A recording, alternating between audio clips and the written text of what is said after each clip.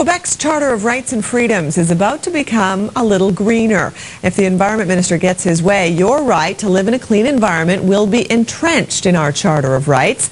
That's just one of the proposals in Quebec's new environmental plan, tabled today at the National Assembly. Sean Henry has more.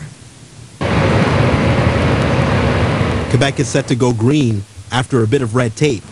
Consultations to adopt the bill on sustainable development could take up to a year. If we hadn't had this vision, this overarching vision of sustainable development, we wouldn't have been able to bring in the green fund that we're bringing in this act.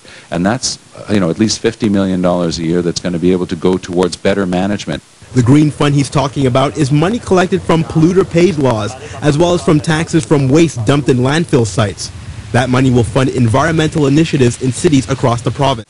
Mulcair would also like the Quebec Charter of Rights and Freedoms to include a sentence which would guarantee the right of Quebecers to live in a clean environment. But when push comes to shove and a local community simply decides that it wants nothing to do with a project, whether it's a government project or a private one, and they're looking to make sure the laws are being applied properly, they're going to have some support in the Charter of Rights. Environmental groups are calling the Liberals' Green Plan a step forward, but they'll be keeping their eye on the government. I don't think that they will be able to say, well, this is very important to us, this is a priority, and a year from now say, well, listen, we can't do it. So I'm confident that we will put a lot of pressure on the government to make sure that the deadlines are met. The bill also calls for a Sustainable Development Commissioner, as well as a report from each ministry stating which actions it took to meet biodiversity goals.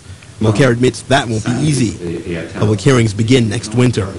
In Quebec City, this is Global's Sean Henry reporting.